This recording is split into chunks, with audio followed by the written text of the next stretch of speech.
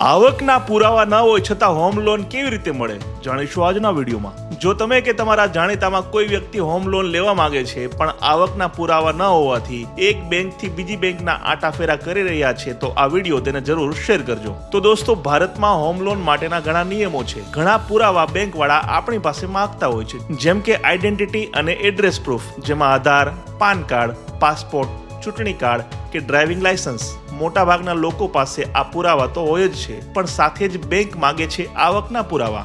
જો હોમ લોનની અરજી કરનારી વ્યક્તિ નોકરિયાત હોય તો છેલ્લા 3 થી 6 મહિનાની સેલેરી સ્લીપ, 6 મહિનાનું બેંક સ્ટેટમેન્ટ, ફોર્મ 16 અથવા 2 વર્ષનું ઇન્કમ ટેક્સ રિટર્ન। અને જો અરજી કરનારી વ્યક્તિ વેપારી કે અન્ય એવું કામ કરતો હોય જેમાં બેંકમાં પગાર ન આવતો હોય, જેમ કે દુકાનદાર, હીરા ઘસનારો, લુહાર, સુથાર, મિસ્ત્રી, રિક્ષા ચાલક કે અન્ય વાહન ચલાવનારો કે આવું નાનું મોટું કામ કરનારી વ્યક્તિ હોય, તો બેંક આવા લોકો પાસેથી માગે છે 3 વર્ષનું ઇન્કમ ટેક્સ રિટર્ન, ધંધાની balance sheet, business registration proof અને શક્ય હોય તો જીએસટી। આ ઉપરાંત જે ઘર કે ફ્લેટ તમે લેવા માંગો છો તેનું cell agreement, title did, approved building plan, property tax receipt વગેરે।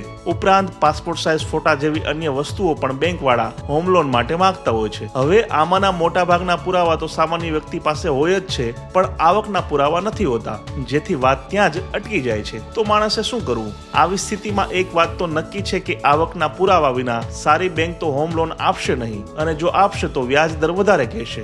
મતલબ કે જો અત્યારે માર્કેટમાં 8% પર હોમ લોન મળતી હોય તો આવકના પુરાવા વિના તમને 10, 11, 12 કે ઘણા કિસ્સામાં તેનાથી પણ વધુ વ્યાજ દર બેંક વાળા કહેતા હોય છે। તમે કહેશો કે આવકના પુરાવા પણ નથી અને વધુ વ્યાજની હોમ લોન પણ નથી લેવી, તો શું કરવું? આવા લોકોને ઘણા કેસમાં એસબીઆઈ, એચડીએફસી, આઈસીઆઈસીઆઈ જેવી બેંકો અને નોન બેન્કિંગ ફાઇનાન્શિયલ કંપની જેવી કે Bajaj finance, Shriram finance, Muthoot finance અને ટાટા કેપિટલ જેવી એનબીએફસી લોન આપતી હોય છે। હવે આવી કંપનીઓ કે બેંક આવકના પુરાવાના બદલે શું માંગે છે તે ધ્યાન દઈને સાંભળી લેજો। તો આવી કન્ડિશનમાં તમારી પાસે 6 આધાર હોવા જોઈએ। પહેલું છે સ્ટ્રોંગ બેંક સ્ટેટમેન્ટ, જેમાં 6 થી 12 મહિનાનું બેંક સ્ટેટમેન્ટ, સારું બેલેન્સ એટલે કે લો ચેક બેલેન્સ હોવું જોઈએ।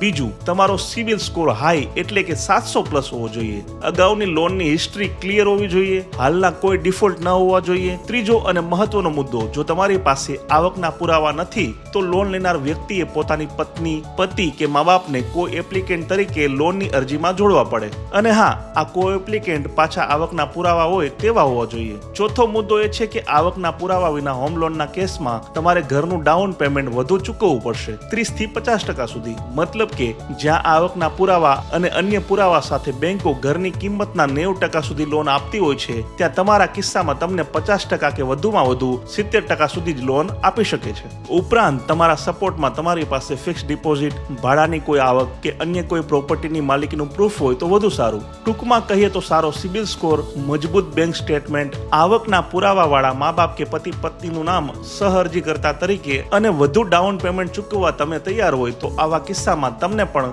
ઓછા વ્યાજદર વાળી હોમ લોન જરૂર મળી શકે છે। અને હા, એક બોનસ ટીપ પણ સાંભળતા જાઓ, અત્યારથી જ ઓછો સિબિલ સ્કોર હોય તો તેને સુધારવા પ્રયત્ન શરૂ કરી દો। બેંક ટ્રાન્ઝેક્શન ક્લીન રાખજો અને નવી લોન ન લેતા અને ક્રેડિટ કાર્ડનો વધુ ઉપયોગ પણ ન કરતા, અને જો કરો તો રેગ્યુલર પેમેન્ટ પણ કરતા રહેજો। બસ આટલું ધ્યાન રાખશો એટલે સપનાનું ઘર લેવાનું તમારું સ્વપ્ન પણ ચોક્કસ પૂર્ણ થશે। જો આ વિડીયો તમને પસંદ આવ્યો તો લાઈક અને શેર કરી દો, અને અમારી ચેનલને સબસ્ક્રાઇબ કરી દેજો, અને તમારા કોઈ સવાલ હોય તો કોમેન્ટમાં જરૂર જણાવજો, ત્યાં હું તમારી સમસ્યાનો ઉકેલ જણાવીશ।